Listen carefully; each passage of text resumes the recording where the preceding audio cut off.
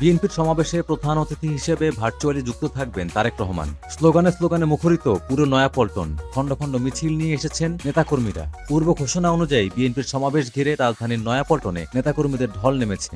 পুরো নয়াপল্টন প্রকম্পিত করে তুলেছেন তারা। সভাপতিত্বের দায়িত্বে রয়েছেন দলের মহাসচিব মির্জা ফখরুল ইসলাম আলমগীর। বুধবার নয়াপল্টন কেন্দ্রীয় কার্যালয়ের সামনে দুপুর 2টা থেকে আনুষ্ঠানিকভাবে সমাবেশের কার্যক্রম শুরু করে বিএনপি। সমাবেশে প্রধান অতিথি হিসাবে ভার্চুয়ালি যুক্ত থাকবেন বিএনপির ভারপ্রাপ্ত চেয়ারম্যান তারেক রহমান। মঙ্গলবার রাত থেকেই কার্যালয়ের সামনে সমাবেশ মঞ্চ তৈরির কাজ শুরু করে বিএনপি। তবে সমাবেশস্থল ঘিরে কোনো আইনশৃঙ্খলা বাহিনীর সদস্যকেই উপস্থিত থাকতে দেখা যায়নি। যদিও এর আগে গত 1 দশক ধরে দেখা গেছে দলটির কার্যালয়ে পুলিশ সহ আইনশৃঙ্খলা বাহিনীর সদস্যরা ঘিরে রাখত। এবার কোনো প্রকার বাধা বিপত্তি ছাড়াই বিএনপি তাদের সমাবেশ চালিয়ে যাচ্ছে।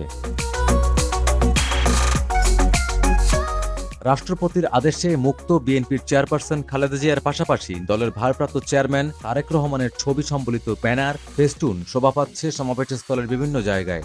সমাবেশের মঞ্চের মাইক থেকে বলা হচ্ছে, আজ আমরা মুক্ত, বিজয় অর্জন করেছি।